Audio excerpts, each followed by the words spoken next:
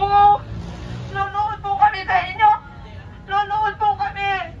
Nagmamakaawa po kami sa inyo lahat. Isalba niyo po ang Pilipinas. Maawa po kayo.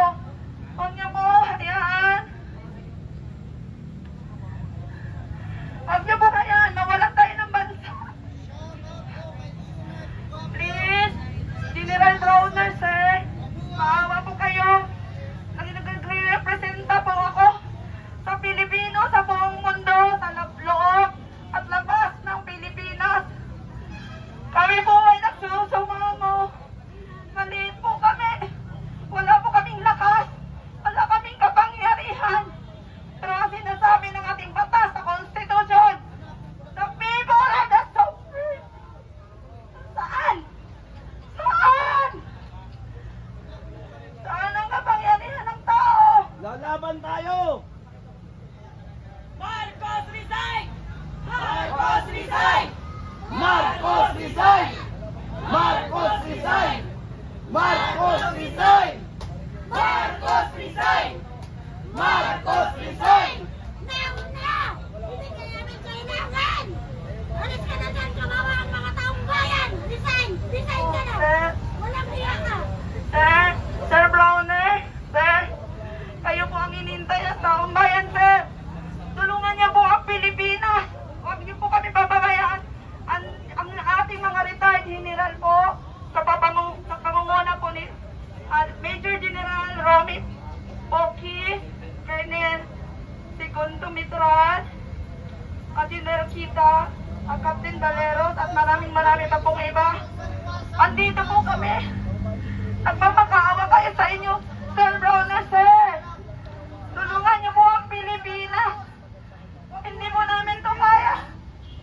Maawa po kayo. Tumulungan po kami sa inyo.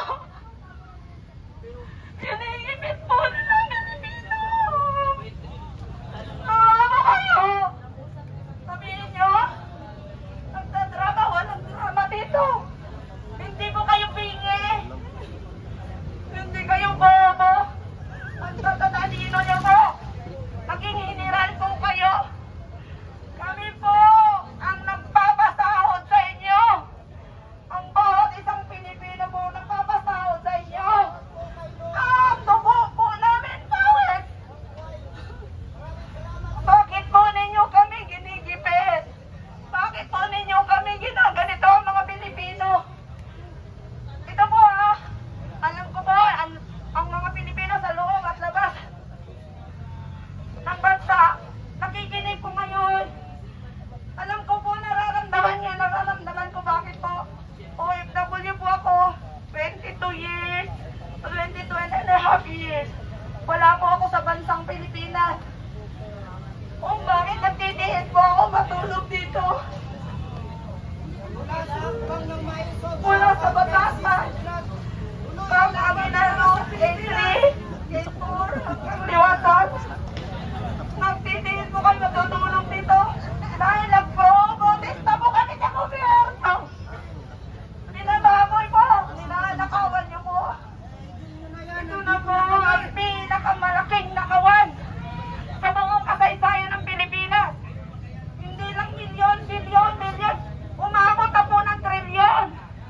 Ang mga kababayan po sa buong mundo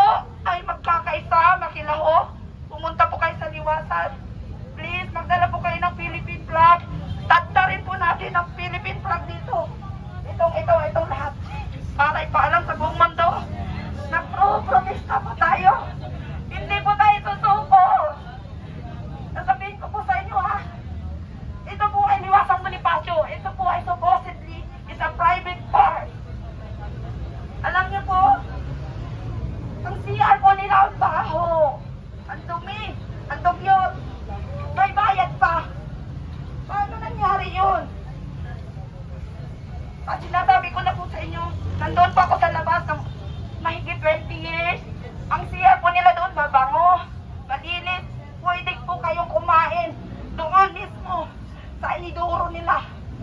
Kasi sobrang linis. Libre po yun. Dito sa atin, dugyot, madumi, apaho. Kailangan ko pa. Dahil ano po yung sigmura ko, masilan. Hindi ko po yung kaya.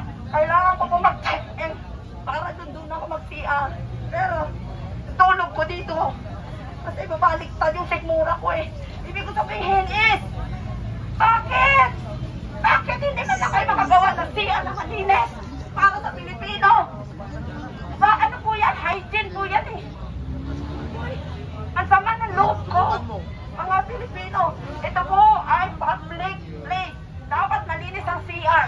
Sige, gusto nyo magpabayad? Sige, magbayad. Walang problema, nagbabayad ang Pilipino. Lahat naman eh, nagbabayad naman kami. Wala naman talaw libre. Tapos, nanakawin nyo sila.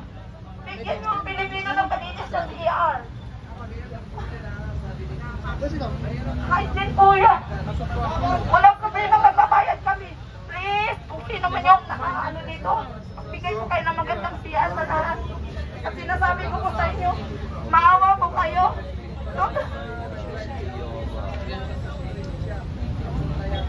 Maawa po kayo. Makikita, makilahok po kayo. Huwag niyo po kami pabayaan dito. Andito po kami sa ground. Isang araw dito niyo kami makikita dito. Baka pinagdadadampot nila kami dito. Bakit? Nagigipaglaban kami. Nagsasalita kami. Pero bakit hindi nyo yung dadamputin yung mga magnanakaw dyan? Sila dapat ang sinarampot nyo. Sila dapat inimbestigahan nyo. Nakikiusap ako sa mga kapulisan. Sir, maawa po kayo. Pati kayo pinaglalaban po namin. Bawat isa sa atin. Dahil bawat isa sa atin ay ninanakawan po nila. Paano nila naiisip nyo? Nakawin ang lahat ng pera ng taong bayan. 3 taon po sila sa serbisyo. Wala silang magtanong proyekto para sa mamamayan. Ang pinaka ginagawa na sa 3 taon na puro pagnanakaw. Inubos ako nila pera ng bayan. Kaya maawa po kayo, tulungan niyo po kami. Ito po, nag-aasimbol po kami dito.